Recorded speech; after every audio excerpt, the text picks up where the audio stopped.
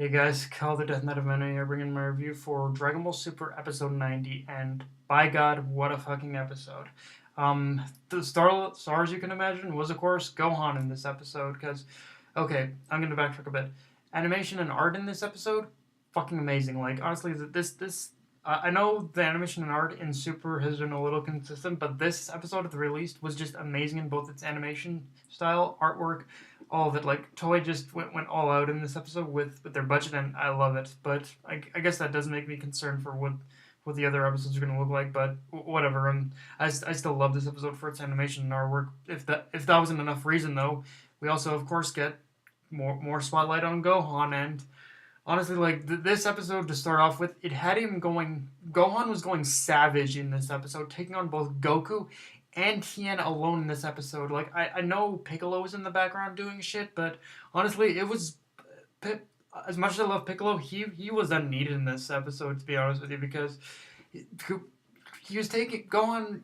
The thing about this fight was Gohan. He was going ham against him, but he was also taking Piccolo's lessons to heart, because remember, Piccolo had taught him that in order to survive in the tournament of power, you need to keep a close eye on your opponents. And he did do that in the episode, because while he was facing Goku most of the time, he was also keeping an eye on Tien, and during the fight with Goku, he was using that whole finger blast on Tien in order to take him out. So yeah, it shows that it was Gohan going ham, of course, in his ultimate form against Goku, but it was also him keeping his eye on Tien, and realizing that, hey, anyone in this tournament is basically a threat to knocking a person out. And thing about it is, if Gohan does get knocked out after all the development he went through in this episode, and the development he's gone through before too, I'm gonna be pissed. Like, straight up, I'm gonna be pissed if Toei fucks this up for him. Like, you've already shitted on him enough. Do not fuck this up for Gohan. I'm begging you on that. But begging you on that, Toei. But yeah, like this episode had no end of great moments in the fight alone of Gohan versus Goku. And the thing about it is, I know there are going to be people out there that are going to get mad that Gohan still lost in this episode, but to me, I can't really get mad, because the thing about it is that is that it was still an amazing fight, because if we look at it closely, Gohan was of course he was going toe to toe with Goku in both his base Super Saiyan form and his base Super Saiyan Blue form. So like the only time Gohan really started struggling was after Goku went into his advanced Super Saiyan Blue form combined with the Kaioken. And to me, that whole thing with Goku going into the Kaioken Super Saiyan Blue form, it spells out for me that Goku actually saw Gohan as a threat to him losing. Like we always know that we know Goku as a Saiyan. He likes to measure out his opponents before even going full on serious. So it shows that Goku he was testing the waters with Gohan, but he was testing the waters with Gohan's ultimate form, but by going base Super Saiyan and base Super Saiyan Blue, and then decided to go full on Super Saiyan Blue Kaioken when he realized that he probably, more than likely, then Goku realized he was more than likely going to lose this fight. So in a way, we could say that the whole Gohan losing, it was only because Goku was desperate to win, and we definitely know how Goku gets whenever he loses. It only motivates him in order to get stronger, and face down that face down his opponent again in order to actually beat them this time. So we know that even if Gohan won that, Goku still would have wanted to fight again and again and again until he managed to win. So honestly, in that sense, I can't really get mad at Gohan losing in this episode, because we definitely know how Goku can be. And but yeah, like but it was just, this episode just did great for Gohan's character, and just showcasing how much of a badass he actually has become now.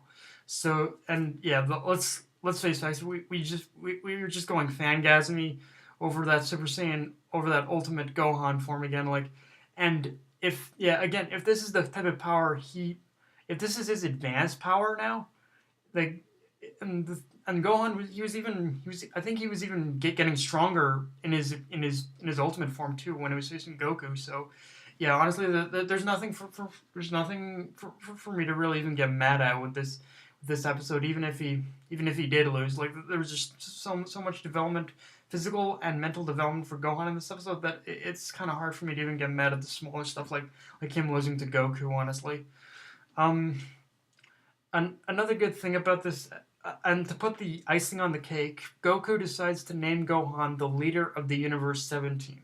Which to me, that was just the icing on the cake because in a way, Goku, I think he realizes he isn't smart enough in order to lead this team. But people like Gohan and Piccolo are because they not only have the strength, but also the whole but they lack the whole understanding of battle tactics.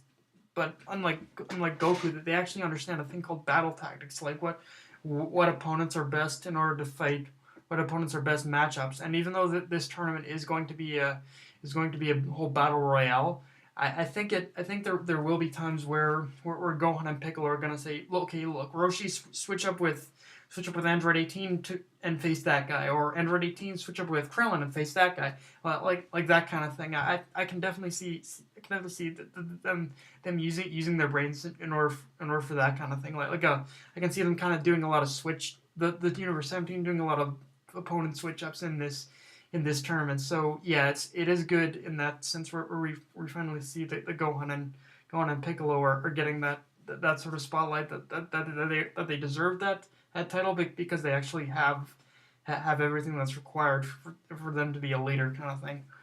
And we also get and another thing in this episode is we get a little spotlight on on Universe 10. Specifically, it was Goasu and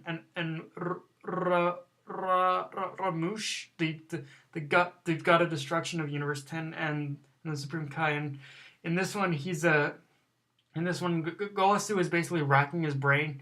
We start by Goasu racking his brain in order to try and find fighters who can represent Universe 10, and then Ramush is Ramush, we get characterization of Ramush from him talking with Supreme Kai that Ramush kind of has the mentality that he's a very chill and relaxed guy, but he believes in making decisions based on instinct, which is all fine and dandy, I guess. Which is all fine and dandy for me, I guess, but it was immediately followed up by the introduction to, I guess, the Universe 7 team, which are all a bunch of musclehead bodybuilders, and I was like, fucking hell, Ramush, really?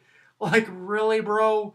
I'm hoping that, okay, I'm hoping that was just a gag, and those guys really aren't the Universe 10 team, because honestly, if they are, then Universe 10 is gonna get smashed first round. Honestly, it was hilarious, but it was like, Ramush, really? The universe is on the line, and you want to trust it to a bunch of fucking protein shake drinking bodybuilders? Really? It was funny, but at the same time, it's like, oh boy, really, Ramush, really? The universe is on the line, and you're gonna trust it in the fate of these guys? Yeah, I am hoping. I'm hoping it was just one of Toriyama's gags, and it isn't really they really aren't the Universe 10 team. But if they are, then ooh boy, they're gonna get squashed, I think. I mean, you're up against fucking Saiyans, for God's sakes, Universe 10. Use your head. um. Also, I forgot to mention that whole beginning scene with them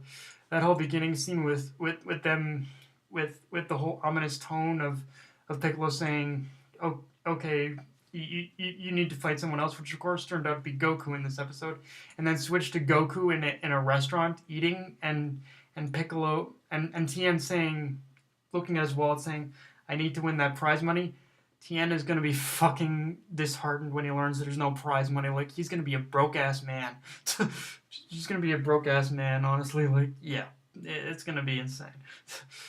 His reaction is gonna be fucking insane. But one thing to note about Tien is throughout this episode, he does seem to kind of. One thing I did note about Tien is that he does seem to kind of be piecing a few things together. He notices how hard Gohan and Goku are fighting for just a simple tournament. So I think in a way he's he's slowly starting to realize that maybe there's a little more to this tournament than meets the eye. But yeah.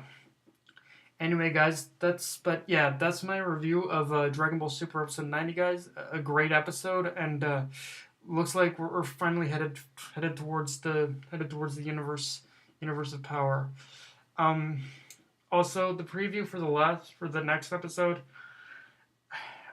I'll save my reservation. I'll save my thoughts on it until the review. But just to give you guys a bit of a preview, I'm kind of on the fence about what the next episode is going to represent for the coming episodes. But yeah, guys. But that's my review. If you enjoyed the video, like, comment, subscribe, or follow me on Twitter and Facebook. Death Knight of MMA, signing off. Later, guys.